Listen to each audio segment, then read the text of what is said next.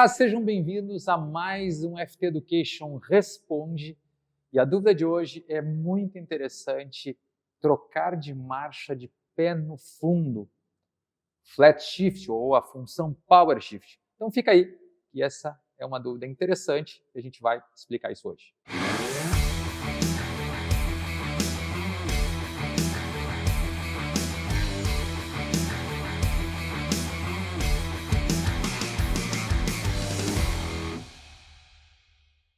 Boa noite, parabéns pelo conteúdo de extrema qualidade. Essa foi a observação que fez aí o Best Brasil Car no nosso canal do YouTube. E ele também fala que a nossa didática é exemplar. Muito obrigado pelo elogio. A gente faz aí um grande esforço para fazer o melhor trabalho possível nos nossos meios de comunicação, tanto em redes sociais quanto no YouTube. Mas vamos para a pergunta aí do Best Car Brasil, Best Brasil Car, desculpa.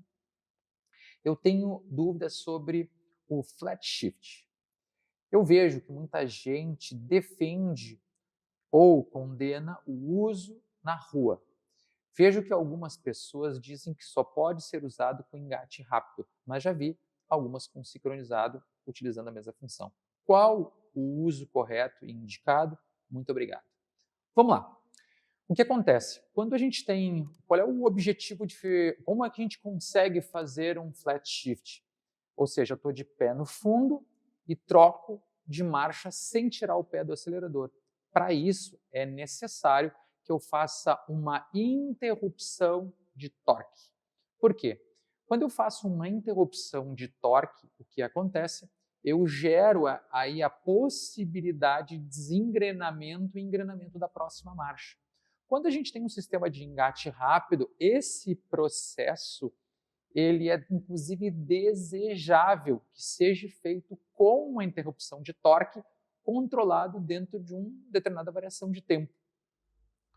E como é que é feita essa interrupção de torque? A gente executa ou um corte do motor ou um atraso de ponto onde o meu motor vai realmente desligar durante um período controlado, fazendo com que eu consiga desengrenar. E o engate rápido ele tem um ângulo específico, um número de dentes, que vai permitir que isso, ele estava engrenado lá, ele vai permitir que ocorra um espaço, né, uma folga entre os dentes e separe, quando eu estou fazendo força na alavanca, ele vai permitir que eu remova a marcha que estava engatada e engate a próxima marcha.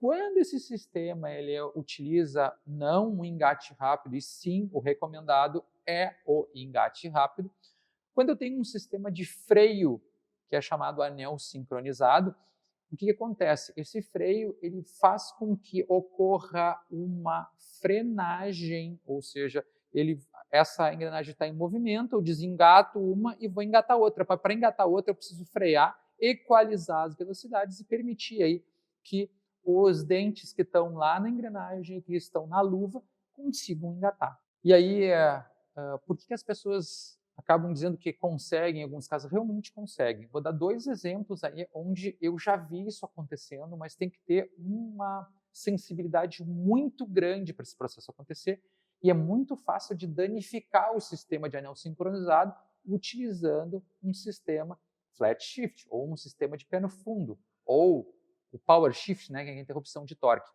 Por quê? Se eu não executar isso de maneira correta, eu vou querer engrenar com o meu sistema ainda em uma certa velocidade e o atrito ou o toque, né, entre o dente da luva e o dente da engrenagem vai acabar gerando um dano e muitas vezes esse dano não tem volta.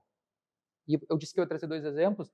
Vou primeiro trazer um exemplo que eu passei há poucos dias atrás. Eu vi um log de um grande amigo lá no Uruguai, o Guilhermo, que é Guilherme em espanhol.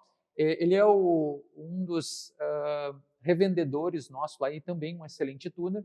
Ele utiliza um câmbio sincronizado e consegue trocar de marcha pé no fundo. Mas como ele faz? Primeiro, ele tem o feeling para poder executar isso, e ele utiliza o sistema de corte justamente para gerar uma queda mais rápida da velocidade. No momento que ocorre a interrupção, o conjunto todo desacelera, ele acha o momento certo para gerar o engrenamento. E ele faz com que, o que ele descobriu? Que o motor, o câmbio que ele utiliza, que no caso dele lá é um câmbio de Nissan 350Z, e ele utiliza um câmbio original como sincronizado, e ele descobriu que acima de um determinado RPM ele tem dificuldade de entrar as marchas, então ele precisa desacelerar, então ele usa a sensibilidade da alavanca com a função Power Shift do Gear Controller mais sensível, faz com que diminua e equalize com maior velocidade, e ele consegue trocar de marcha de pé no fundo, fazendo uma troca com sincronizado. Vou dar um outro exemplo para vocês que está dentro de casa. O meu irmão, ele tem uma Audi 4x4, motor 5 cilindros turbo, andou muito tempo na arrancada, e durante todo o período que ela andou na arrancada, andava com o anel sincronizado. O que ele fazia? Ele utilizava também a função Power Shift, na época ainda do Gear Controller externo, a gente usava uma sensibilidade bem alta, e fazia com que o motor, eu posso dar inclusive números, o motor até 8.800 ele conseguia dar uma pequena tiradinha no pé do acelerador, ele usa o pé da embreagem, assim como o Guilherme lá no Uruguai também usa, ele dá uma pedalada na embreagem, ele usa uma embreagem com uma membrana muito rápida, ele dá uma pedalada na embreagem e consegue executar isso com uma certa velocidade. Ele diminui o tempo de troca na pedalada da embreagem, tira um pouquinho o pé do acelerador, o meu irmão fazia isso, e antes ele conseguia fazer isso só a 8.800, ele passou a fazer isso a 9.400, porque ele conseguia derrubar mais rápido. Mas, de novo, qualquer pequeno erro fazia com que ocorresse um dano no câmbio. Então, sendo bem sincero, eu não recomendo. Eu sei que existe essa possibilidade, mas existe aí uma certa destreza ou habilidade de quem está acelerando para evitar que ocorra aí uma quebra. E vou dizer, essa quebra ela pode ser catastrófica, ela pode quebrar o anel sincronizado, entrar no meio do câmbio e fazer um dano maior. Então, se esse é o objetivo, muitas vezes se busca aí um câmbio com engate rápido. Espero ter atendido a tua expectativa, Best Brasil Car, e aguardo aí as próximas perguntas.